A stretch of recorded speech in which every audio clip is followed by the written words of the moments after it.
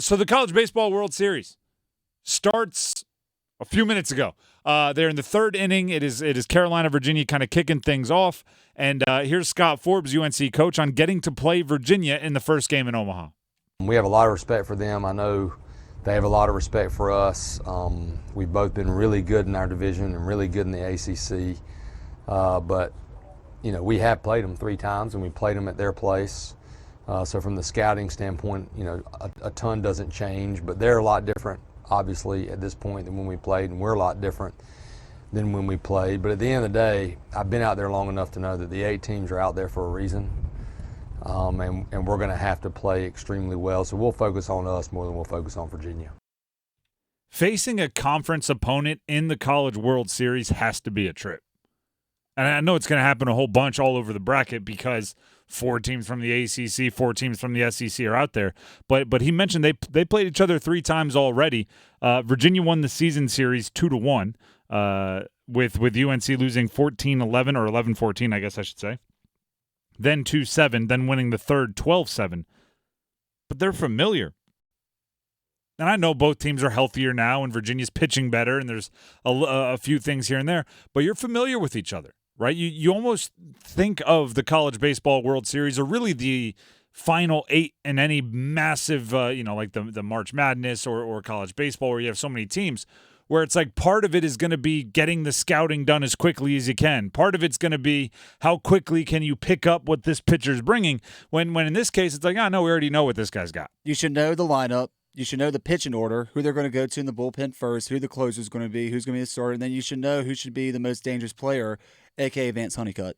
I'm kidding. I don't want to take away from a lot of the North Carolina baseball team, like Alex Badera, Anthony Casanazzo.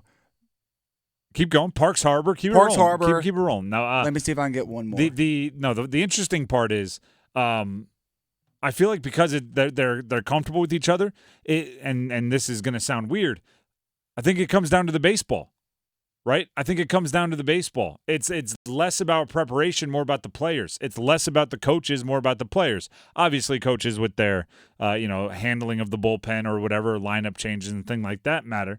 But when you're playing an unfamiliar opponent, it's much more about scouting reports. So that's what's going on right now. We'll keep you updated with that game as it goes along. Like we mentioned, it is bottom of the third right now. Score tied 1-1, and UNC is at the plate. Tomorrow, as we continue our preview of College Baseball World Series action pertaining to the Triangle, NC State versus Kentucky at 1 p.m. This one comes with more off-the-field stuff. What I mean by that is NC State avenging 2021?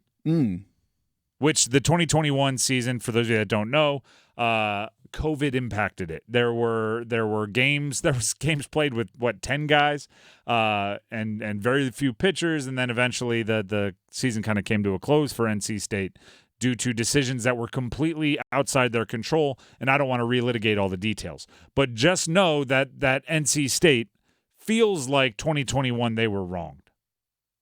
Now they're playing a few years later. Some players still from that team, a ton of guys that are on this team feel like their teammates that they had played with, gotten to know, and cared about were wronged in 2021. And there's, at least from the outside, this question of, are they fighting a vengeful fight, trying to get back, trying to get their lick back? Elliot Avent, their coach, was asked just that. Are they righting a wrong for the 21 team? Oh, yeah, I mean, it's like I said, I'm not big on revenge, chip on my shoulder. I'm not that kind of coach. Doesn't mean I don't still harbor real bad ill feelings for a couple guys there, and hopefully I'll see them this week. But what happened in 2021 was a travesty. Anybody with any kind of responsibility or anything that they're in charge of for kids that can do what they did to the 21 team, they should have immediately resigned, in my opinion. They shouldn't still be working there. But so what happened? But revenge doesn't get you anywhere, except bitter in your own feelings, and just it doesn't get you anywhere. But I hear that. I also think smaller things have been the rallying cry of a team in the past. I think back to, like, The year I think the Patriots won the Super Bowl, the year that Tom Brady was suspended for Spygate or Deflategate or whatever. Yeah.